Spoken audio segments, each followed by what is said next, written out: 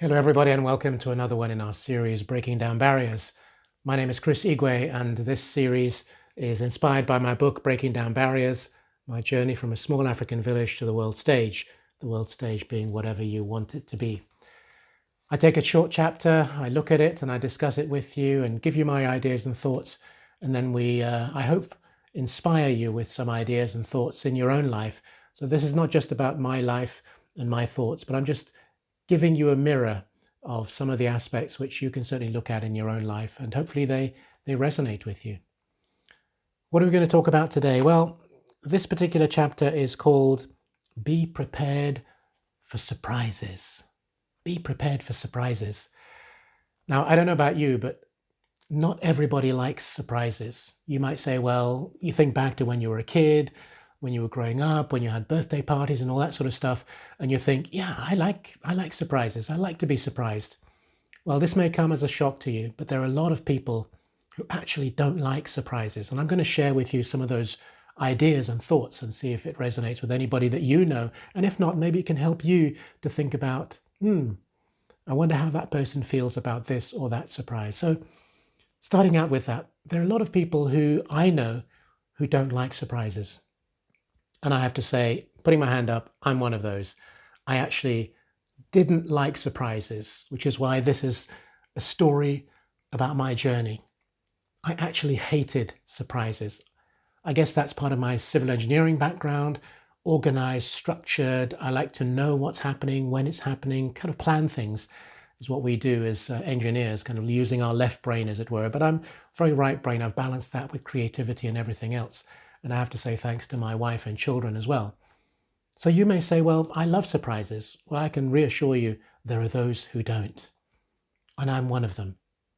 I remember when my wife decided that she was going to celebrate my birthday. I can't remember which birthday it was. It was probably, I don't know, 30, 20, whatever it was. It was, must have been about 28 or 29. Anyway, I had been told by my wife that we were planning a romantic trip abroad.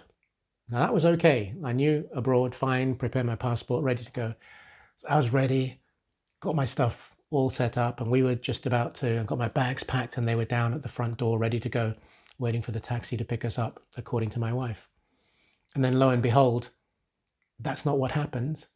In fact, I started to see cars arriving. I thought, this is really weird. We're leaving. A couple of my friends from university came up to the front door and said, oh, we just turned up. We thought we're driving through. We thought we'd meet up and just say hi. And I said, oh, that's really too bad because we're actually going abroad. So we've got to leave soon. The taxi is coming. Now, I tell you all this because you can imagine I had not expected it. And then car after car after car. My wife had managed to get many of my university friends, my school friends, and we had this huge, great big party at my home. She'd prepared the meals, hidden it with the neighbors and everything else. She'd gone the whole 9 yards. She'd put a whole load of effort into it, which is fantastic. But for that moment, I was just caught in this, I have no control over the situation. I don't know what's happening. Why is it happening? How come I missed it all? How come I didn't see these little signs of what my wife was doing and planning and conniving? Anyway, it was a wonderful weekend. They stayed, they went to hotels and everything else. And I said to my wife, this was fantastic. Loved it, really appreciate it. It was fantastic you did that for me. But please don't ever do a surprise party for me again. She was surprised that I didn't enjoy the party, the surprise, which I did in the end, but I had to get used to it. Anyway, my point here is I was not used to being lavished in that way. It wasn't something that I had grown up with in my own life. And so I had to embrace the idea that being surprised is okay. Now, I will tell you, because I told my wife, I said, don't ever do it again. Now, inevitably, she did. And she got me the second time. We were living in the Netherlands, and she did exactly the same thing. She got people to fly in, drive in, whatever, which is a great testimony to our friendship, I guess, but she did it again. I wasn't prepared for it. I was more prepared for the shock, as it were, than I was for the first time. But my point here is not everybody likes surprises, and we need to grow into it. We need to embrace it, because Surprises often, to be honest, create tensions.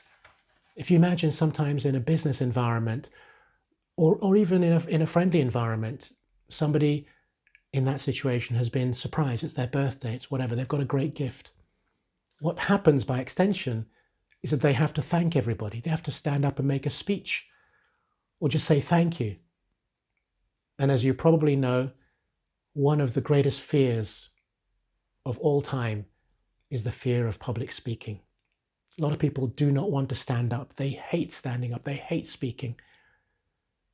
And so to put them in that situation of, yes, they're surprised, they're happy, they're fantastic, but then they have to say thank you. And they've got to stand in front of tens of people, maybe 50 people, 100 people, whatever. And they're not used to that. So you create some tension, you create some discomfort for these people. But at the same time, and what I say equally, and I'll just share a quote in here. It's from Massimiliano Allegri, who is an Italian football coach, manager. And he says, life is full of surprises. Life is full of surprises, and you need to be ready for everything. You need to be ready for everything. So on the one hand, maybe you don't expect it, maybe you don't want it, maybe you don't think that you are worthy of it. But when it happens, learn to embrace it. Learn to say thank you. Learn to acknowledge what has been said.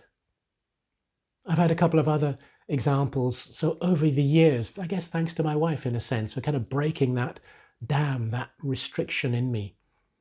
And over the years I went to Turkey, to Istanbul once, for example, and a company that we went to meet actually gave me a beautiful set of plates. Beautiful set. Now, I was grateful for it and thanked them. Would I have been as comfortable with that? Possibly not. Possibly not. A good friend, become a friend, but at that stage she was more of an acquaintance from China. She gave me on one of her trips a nice painting that she brought, a gift, a thank you. She's become a friend.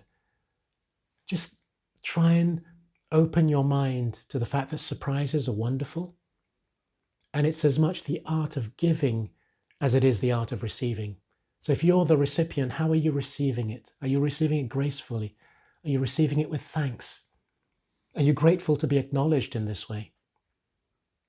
Be prepared for surprises. And of course, it could be those material things, those physical things, but it could be just a word. Someone says thank you via email or via social media or some other form, a WhatsApp message, a phone call, where someone just shares and spreads wonderful words that you don't ordinarily perhaps expect, least of all from that person. And then you say thank you. Maybe behind the curtain of this internet, this online system, you're blushing, you're thinking, well, what did I do to deserve that? It doesn't matter. You have to embrace it, be grateful for it, and say, I am open to surprises. And that is what I want to leave you with. In life, be open to surprises, wonderful surprises, because there are so many out there. Let's give and let's receive. When we receive, let's be grateful. Let's show gratitude. Let's have an attitude of gratitude, as they say, where everything, whether it's a word, a thought, an expression, where you're surprised, where you go, I'm grateful. Thank you.